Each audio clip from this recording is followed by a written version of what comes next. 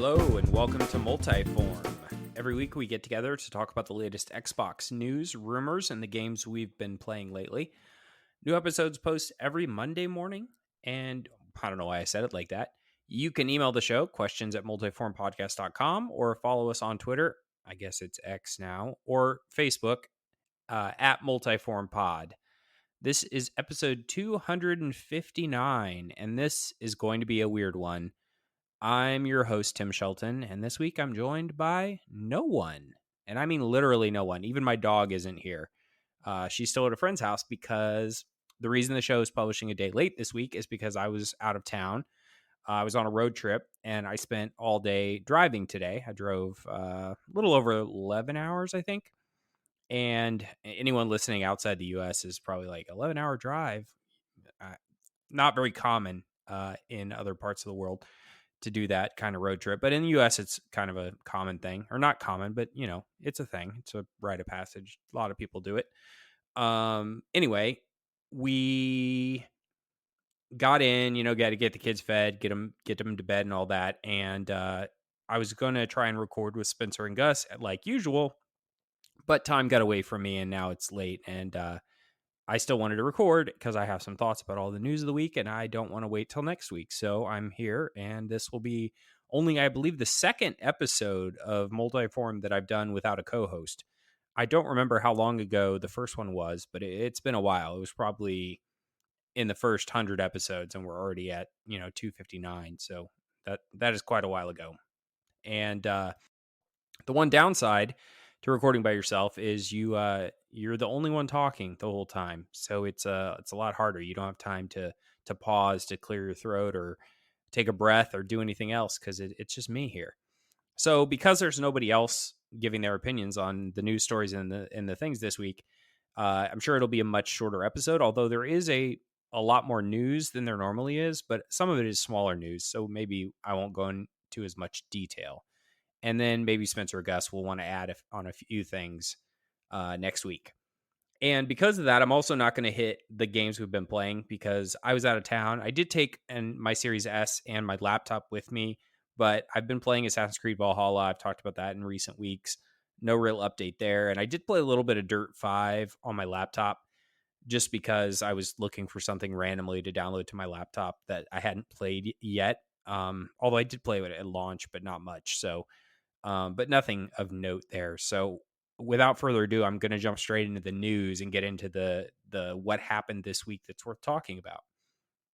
And the first thing is, and this one really leans heavily on Spencer, so I wish he was here to talk about it. Maybe he'll hit it next week. But there is this rumor going around that there's an Oblivion, the Elder Scrolls 4 Oblivion remake out there being worked on.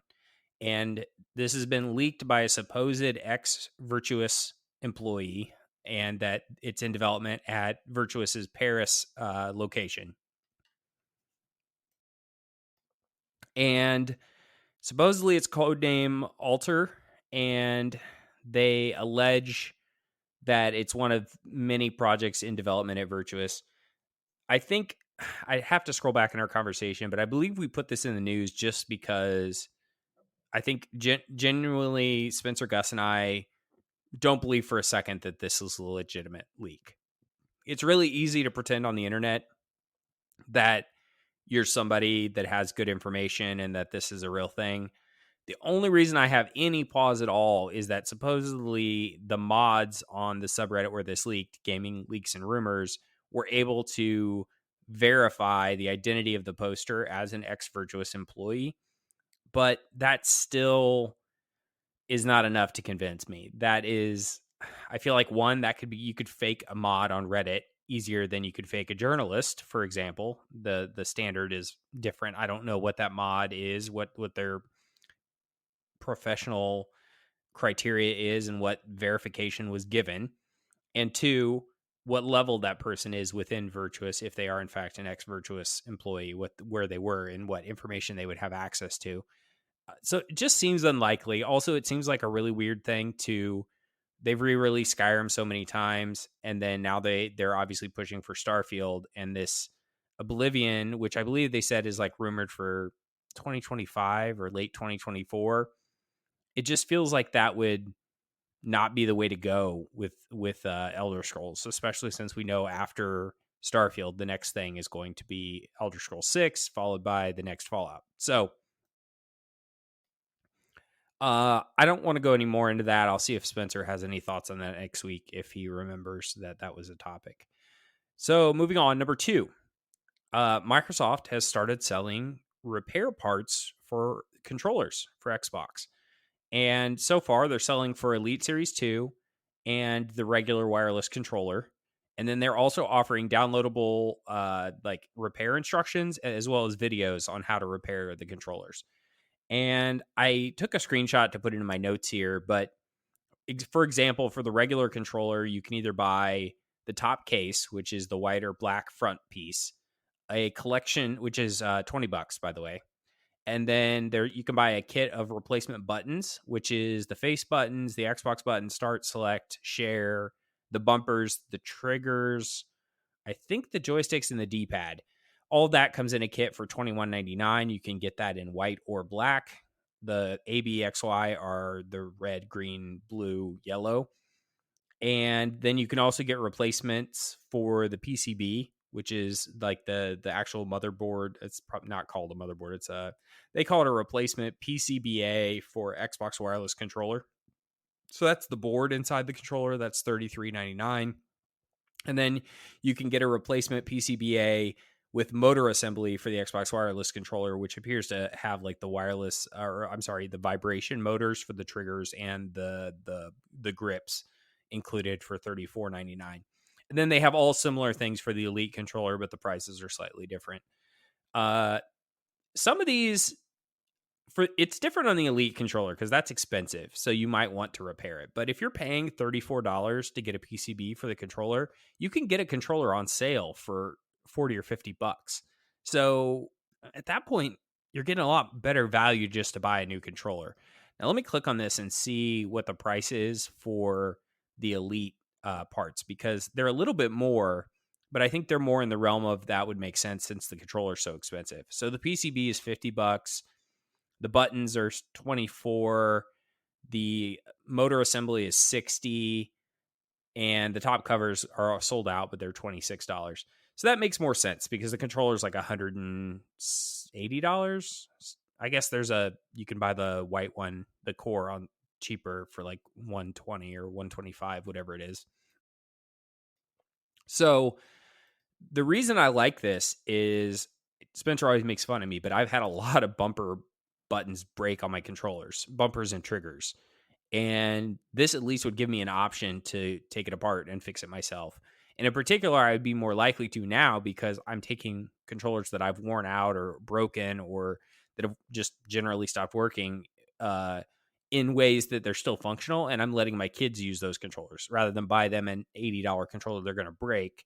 I give them one that's already has something wrong with it, but doesn't affect the ability to play. Like, for example, one of my old controllers they're using, the haptics on one of the triggers are weird, and it's like they only vibrate at 100%. So anytime it vibrates, it's like, whoa.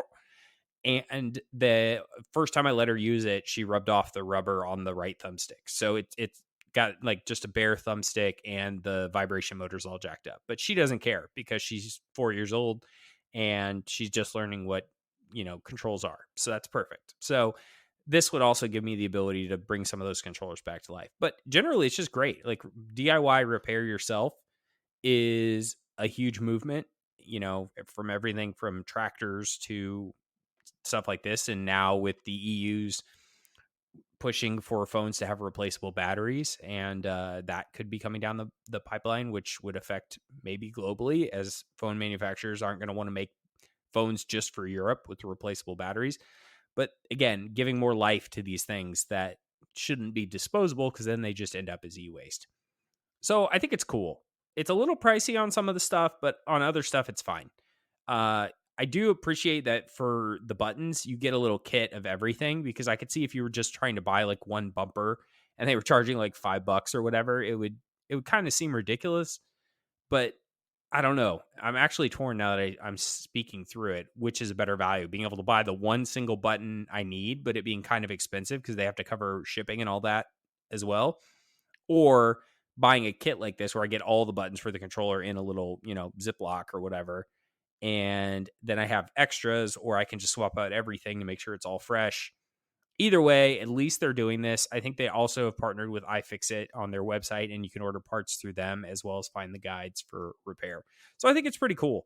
Microsoft is leading the way. Like, a lot of things like this, like how PlayStation's doing an accessibility controller now. And I wonder if this will be another thing where in a few years, this will be on PlayStation as well. It's hard for me to imagine this being done by PlayStation because they seem to be really happy to just sell you additional ones, as was Microsoft previous to this.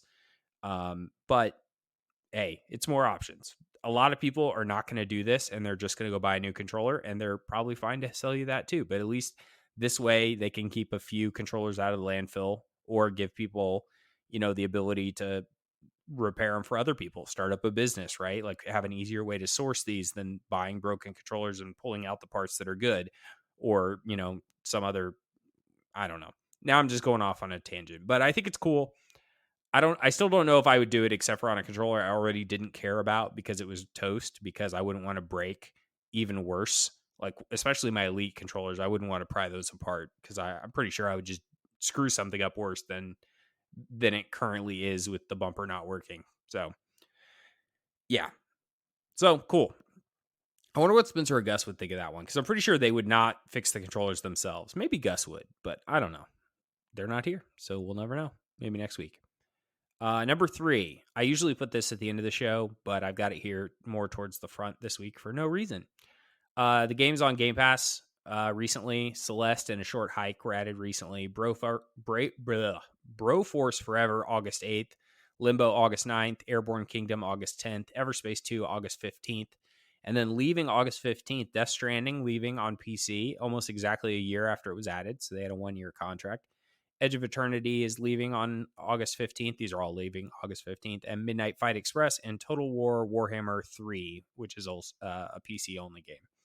So nothing too notable there. Celeste was on Game Pass previously, so it's returning. Limbo is pretty old at this point. It's been given away for free multiple times, I think, on multiple platforms. Everspace 2 should be a pretty big one, but maybe not huge. But there does seem to be some anticipation for that one. I think it's day one Game Pass, so that's cool. Next up, we've got a pair of things that are coming to Xbox that are currently being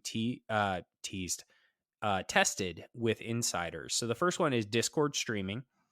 So the ability to stream gameplay directly to a Discord server with your friends or an audience via Discord. And then that's cool. I've actually done this with Brett with Escape from Tarkov. Like we would both, he taught me to do, he shared with me and I shared with him on Tarkov, so we could both see what the other person was doing at all times while we were playing. So like rather than have to say, hey, where are you? I could just look over and see his gameplay and see exactly where he was while he was, we were playing co-op. And so now we'd be able to do that on console with other games as well, like say PUBG or something if we wanted to, or just, I could see cases where people that have YouTube shows or podcasts might want their Patreon exclusive Discord server to be able to watch gameplay that they're streaming live. Now, most people are doing that through streaming software and they don't need to do it direct from their console, but allowing it to be direct from the console opens it up to more people to be able to do it with their friends or with others or whoever. So that's cool. And then the more tantalizing thing there is that Discord said that they have other news coming in partnership with Xbox later this year.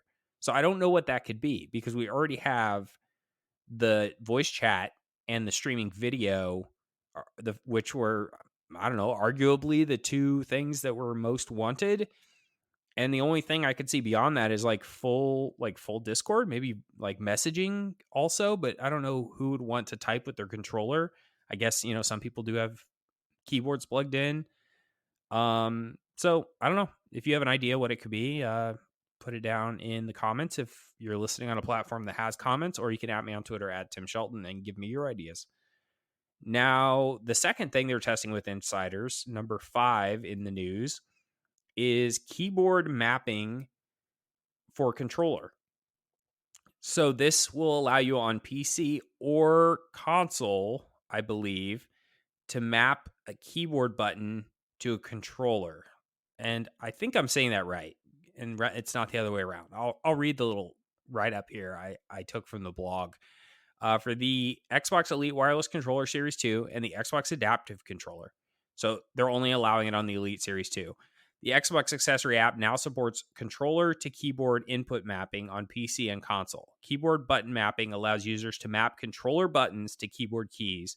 Choose any button on your Elite Series 2 or port on your Xbox Adaptive Controller and remap it to your desired keyboard key.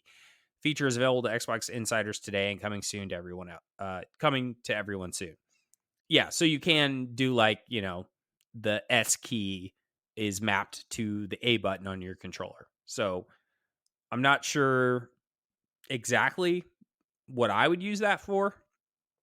I guess if I was playing a game that didn't support controllers, you could technically maybe map a whole bunch of stuff to your controller and make it work.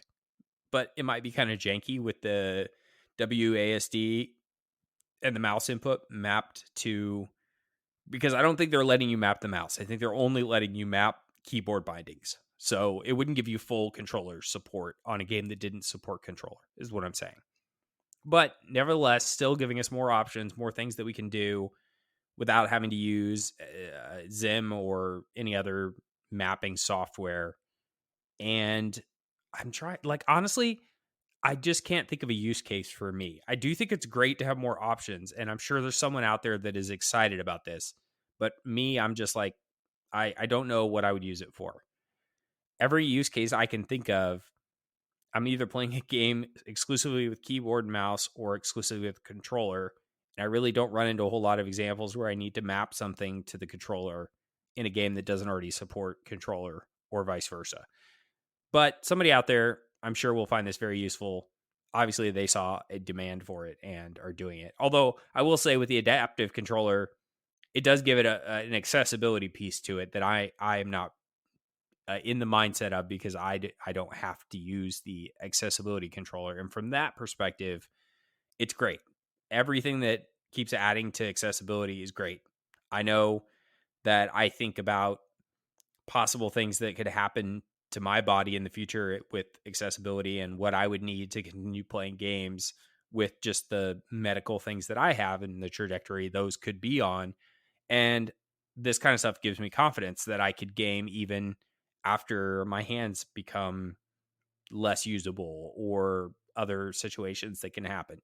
So, plus, the whole gaming is for everyone thing that they've turned into a marketing chant. But in general, I think accessibility, where it can be enabled with technology to let more people play games, is great. I mean, it's different than books and movies and TV shows because it's an active medium, because you can read a book and, use touch to tap to the next page with very little dexterity, and movies and TV shows are passive, right? You sit and you watch them. Games is an entertainment medium that you have to engage with. And so for a lot of people, that's not an option. And I like to see when they make it more accessible. So I don't know. I don't know what else I can say there. I am curious what kind of hijinks this will open up for people misusing this. But I think the truth of the matter is, if this lets more people play games, then it's worth letting a few people misuse it, because the good will always outweigh the bad. At least that's the way I choose to look at it. Number 6, Killer Instinct, which I can't remember if it was an Xbox One launch game or if it was soon after launch, but it's getting an update for its 10th anniversary. And they're getting a Xbox Series X and S patch along with that. And so their tweet said, "Our friends at Iron Galaxy are back, and together we're bringing your Killer Instincts free 10th anniversary update later this year, including a balance update, improved matchmaking, and 4K support for Series XS. More info coming soon." So it says update later this year, and Iron Galaxy is back working on it. That's cool. And so also improved matchmaking and balance update. So I'm really surprised, but I think there is a adamant following of this. They announced this at EVO, the fighting game tournament, which is definitely the right place to announce this. It's cool. I never would have guessed that this was gonna ever get an update again. If you had asked me to put money on it, I would have guessed we'd never heard from Killer Instinct ever again. Even though it's popular in the fighting game community, it just feels like the resources put into it didn't lead to, like, it definitely doesn't like shake the gaming media tree like The Last of Us or even Gears of War 5.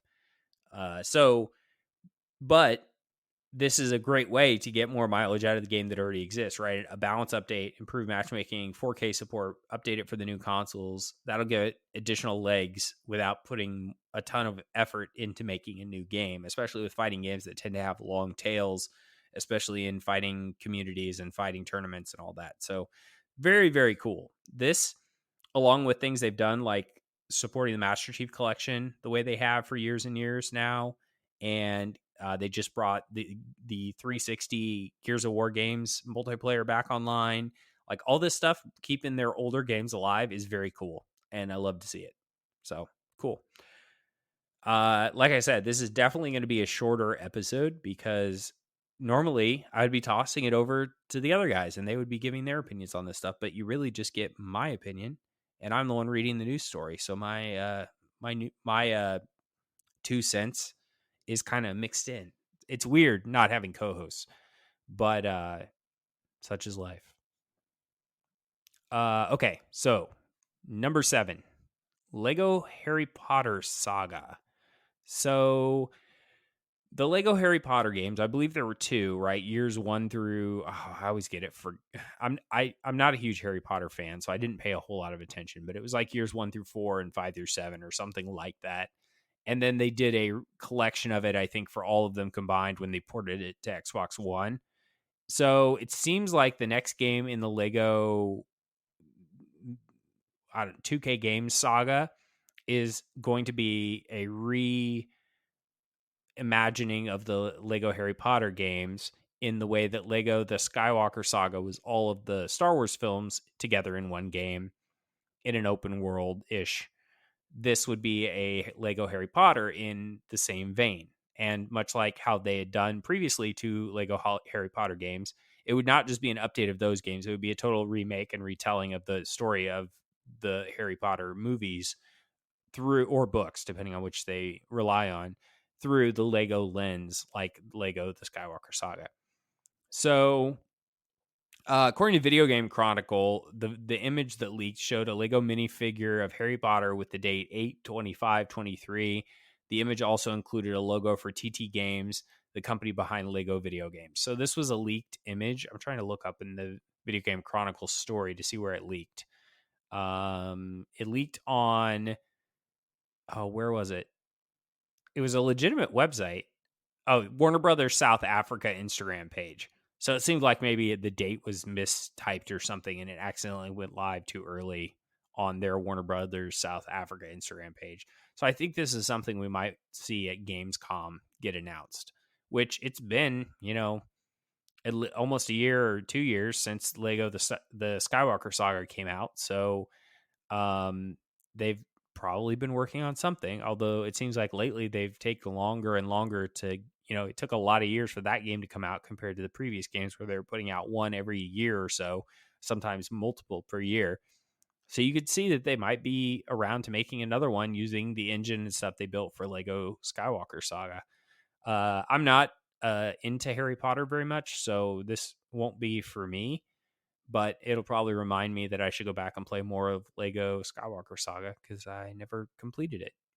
And I have it installed like multiple places because it's easy to play with the family, but I play it in such small doses that I never make like tons of progress. It's like playing a half a level with the kids before dinner, and then it gets put away for another month or two. So, and sticking on the similar theme of Star Wars, in EA's financial call, they talked about the success they saw with Jedi Survivor.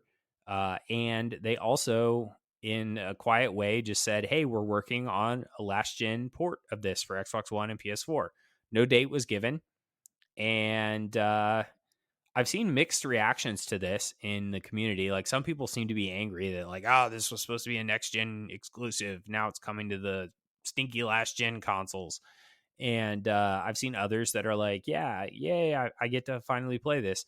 Where I come down on this is I wish I think all games should be released in this manner. Like, release the best version you can on next gen consoles.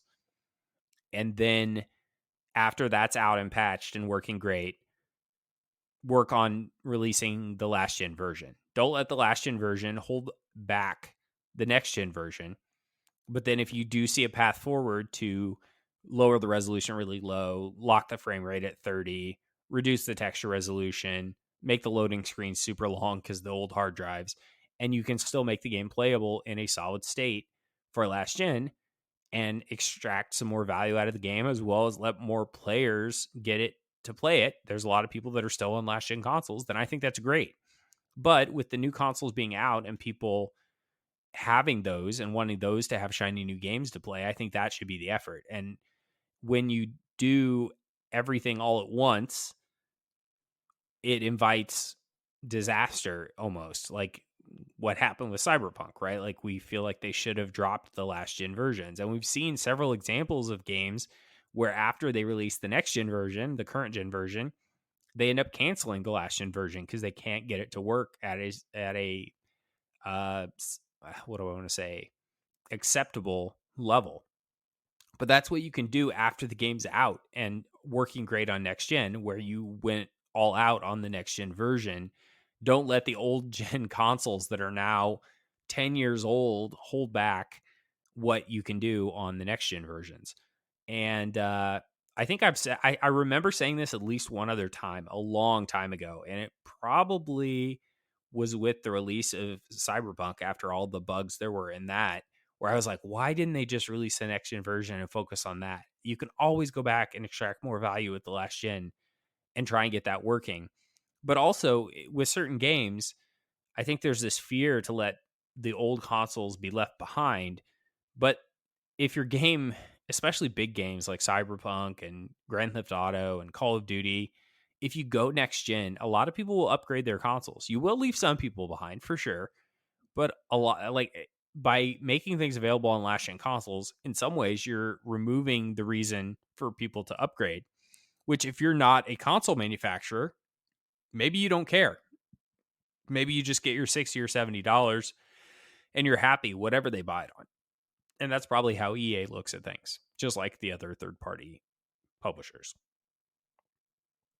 So, yeah, I think it's great. More people can play it. I loved it. I will say it didn't run great on next gen consoles, right? I can't remember if I played mostly in the 30 or the 60 FPS mode, but the motion blur, or not motion blur, the upscaler, the FSR that's used, that the AMD FSR was real bad. It had real bad ghosting, and they're going to have to rely on upscaling tech like that even more on last gen versions, along with lower base resolutions, rendering resolution that they're upscaling from. We're probably going to have a situation where they're upscaling from like 600p up to 900p or 1080p, and that's probably going to look pretty bad. But that is more acceptable when you're running a 10-year-old machine. Like, remember the days when we used to have games like Gun on Xbox and Xbox 360? There was an accepted, you knew if you bought the last gen version of a game, you were getting a much blurrier, lesser quality game.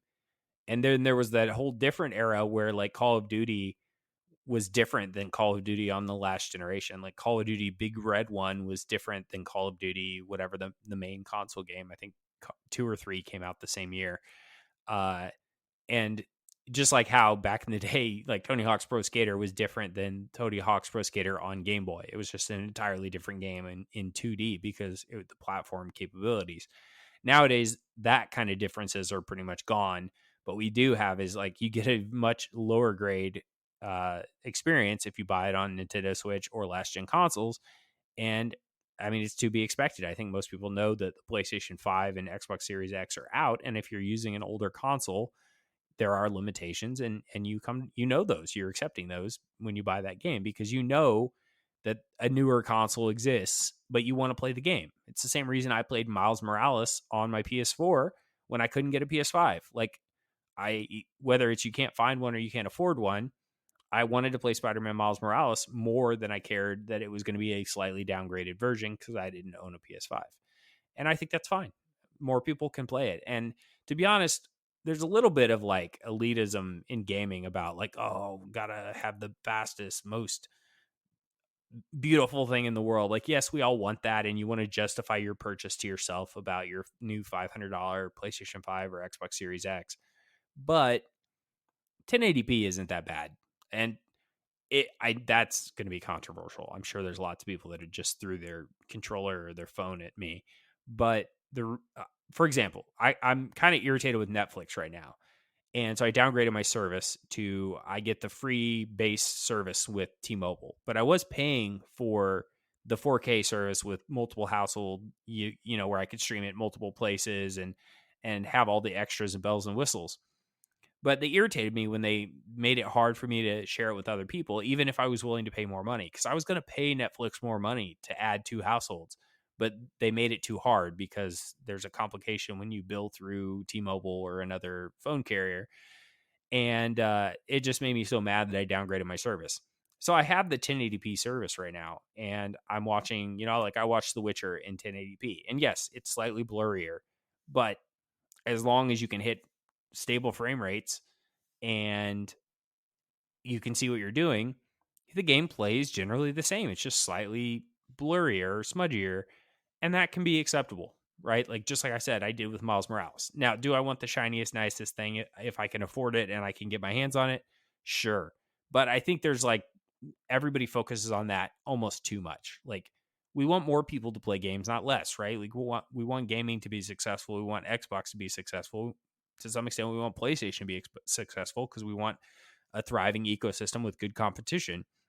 And saying the game should be exclusive to this or that, this platform or that platform, or this generation or that generation, it's all nonsense. Just people should play games. I think exclusives are a necessary evil because the companies that make the games and the consoles need people to move to the next generation and spend money to buy the next console so they can sell more games. So that's why they have generational exclusives.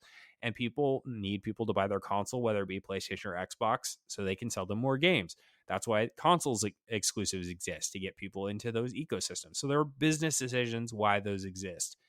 But aside from those business motivations, as from a straight consumer standpoint of people being able to play the games, it's okay for us to we shouldn't be mad at publishers that want to push their games backwards to sell more units, because in the end, your friend that owns just a day one Xbox One can then play that game, and maybe you can play with him in multiplayer, or you can have a discussion with her about that single player game that you played that now she's able to play or he's able to play. And I think that all just helps gaming be a more inclusive place.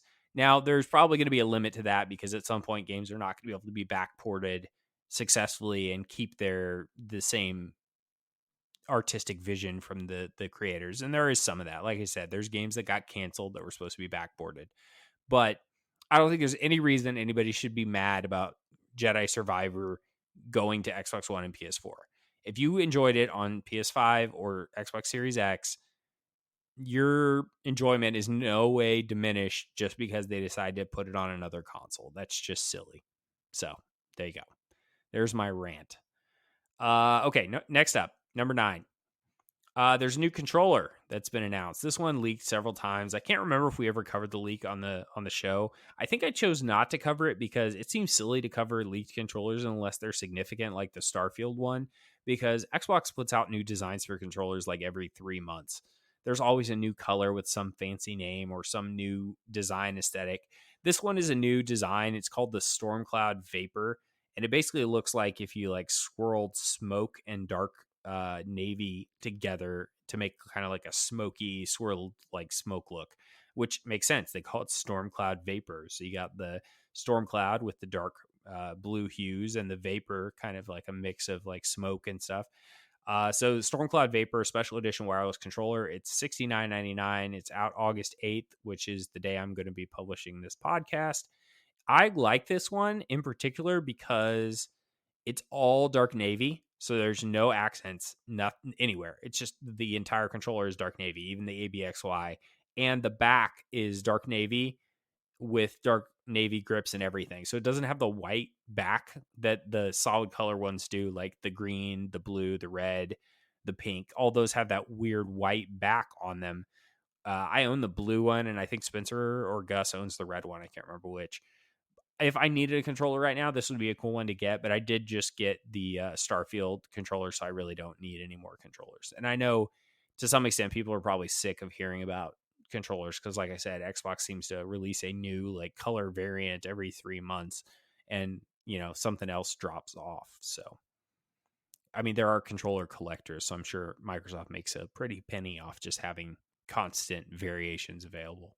Really, I think Sony leaves money on the table by not offering more controllers because they usually only offer like 5 to 8 controller colors in their entire generation. I think there's only like 4 or 5 colors of the PlayStation 5 DualSense.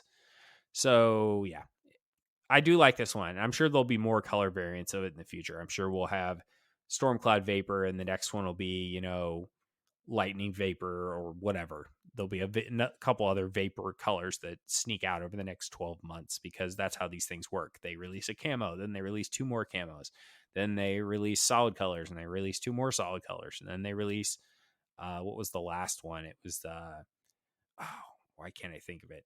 You know what I mean, though. There's like series of controllers, and this appears to be the start of a Vapor series. So I'm sure we'll see several others that have this just in different colors, which sounds cool to me. Now that would have been the end of the news if this were a normal episode that we record on the weekend and post on a Monday morning. But because this is going live on Tuesday morning and we had an extra day in the week, there was a little bit of news from Monday and Monday. And the first thing is Modern Warfare 3, Call of Duty Modern Warfare 3 was finally confirmed with a short teaser trailer. And the release date was announced as November 10th, 2023.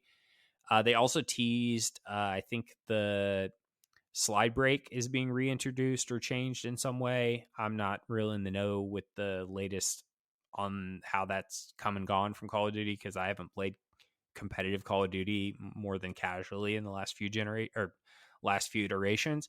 But I'm sure there's a lot of people that are very excited about that, or they wouldn't be hyping it up in the way that they are. So I'll be interested to see what this game is going to entail and how it ties into Modern Warfare 2, since some of the stuff is carrying over. I'm curious if the games will be cross-play on the multiplayer, where you can just play all the same maps. And I'm curious.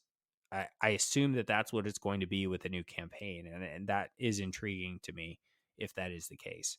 Now, even if they get acquired by Microsoft, they do still have their marketing deal with PlayStation through the beginning of next year. So even if they're a Microsoft studio by the time this releases, which is possible, they will still be doing their marketing deal with PlayStation, and Xbox will not be primarily featured in the trailers. So don't be surprised by that if you were confused with the acquisition stuff going through. And then number 11 is, after a lot of leaks and question marks about whether it was actually something that was coming, Red Dead Redemption re-release / remaster leaks were somewhat true, if not misleading. The game is not being remastered, or it is a straight port of the game. And sadly, it's not even coming to Xbox. So they're porting the game from 360 and PS3 to PlayStation 4 and Switch.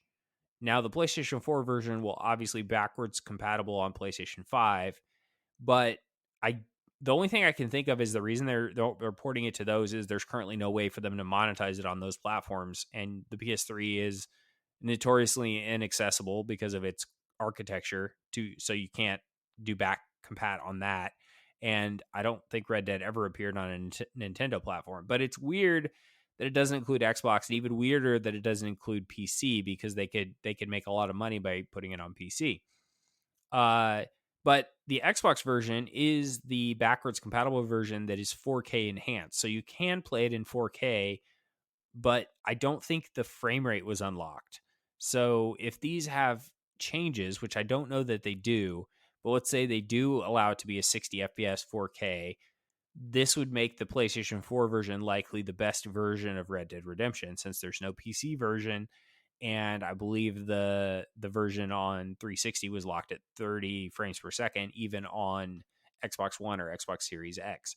Now, that's a lot of assumptions because they could straight port it and it could just be a 360 or PS3 version running 30 FPS with a 1080p lock on next gen PS4 versions, especially since the PS4 base didn't support 4K. That was the PS4 Pro. So if it's that much of a basic, also a lot of people seem to be up in arms about the price. $49.99, $50 for a game that came out, how many years ago was that? Was it 2012? I'm going to look it up. I can't spell. Red Dead. I still can't spell.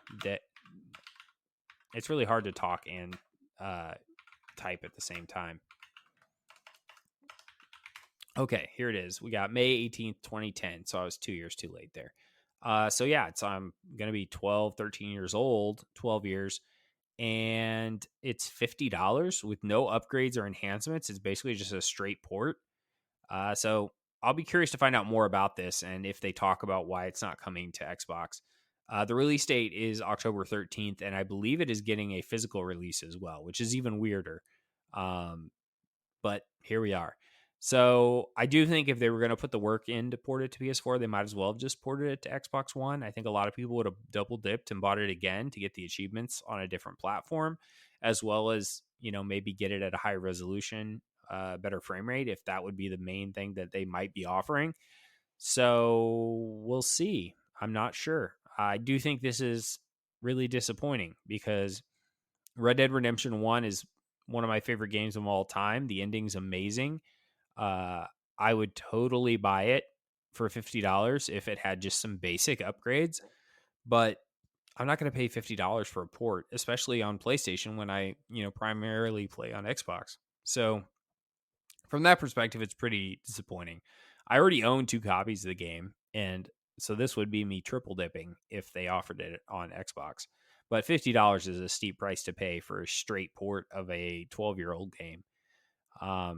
Maybe the most egregious kind of ask that I've heard of in a while. When you compare this to Metal Gear Solid Remastered Collection, which we assume are going to have almost no upgrades, maybe controls, but that's 3 games for $60, or I believe maybe 70, but still that's 3 games, not just one, and they're much older and even harder to access. Like this you could get on 360, and even on PlayStation you could, play it on PS3, which isn't that long ago. To play Metal Gear Solid 1, you have to find a PS1 or a backwards compatible PS3, or you could play it on PS2 and backwards compatible, but you'd have to find a copy of the game as well, which is much, much older and not for sale any longer. Whereas Red Dead, you can still buy digitally on 360, which I assume you can still buy it on PlayStation 3 online store as well. So, disappointing. I was hoping for a little more than that. And it seems like Rockstar doesn't know what to do with re-releasing their games. Like they did the AI upscaling crappy ports of the PS2 trilogy of Grand Theft Auto, some of the most beloved games from that generation. And now this for Red Dead Redemption. They haven't done anything with Grand Theft Auto 4. A bunch of these games don't have PC versions that people are clamoring for. Some of them aren't playable on PlayStation on the modern consoles. It's just, they can make so much money with just some slight amount of effort. As popular as Grand Theft Auto 5 is, imagine if they had done a wholehearted effort on Red Dead port and how many people would double and triple dip. Same thing with Grand Theft Auto 4. Just up-res it, unlock it to 60 FPS, and port it over. That would, just with those 2 changes, you could sell so many copies.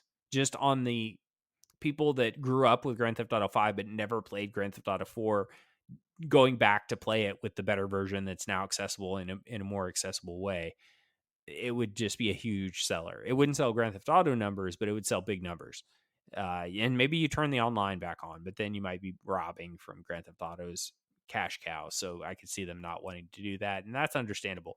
But I just don't understand why they leave so much money on the table there, because there's definitely demand for it, especially with current gen ports with just up-res and better frame rates and PC versions. Like, people will pay full price for those things. And Rockstar has some of the most valuable games that they just don't seem to care about people that, going into. All their efforts seem to be going into the Grand Theft Auto 5 and 6. Even Red Dead 2 kind of languished, and they ended support on because it just wasn't as valuable as Grand Theft Auto 5. So why put the effort into it? It almost felt like, even though that game is like top 20 bestseller of all time or something ridiculous, I think it might even be better than that. Maybe it's top 10, but Red Dead 2 sold amazingly. It's definitely a top seller of all time, all games ever.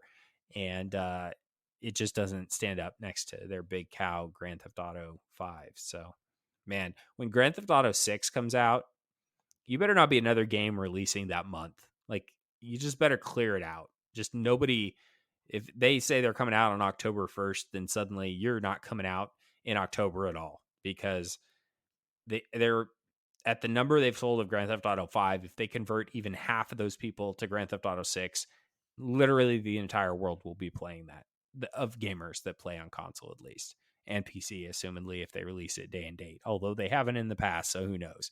I'm currently throwing my hands up at trying to predict what Rockstar will do, because I have no freaking idea. And that's where it will end this week, because that's it. I mean, I'm been recording for 46 minutes without stopping, and it's harder than it sounds.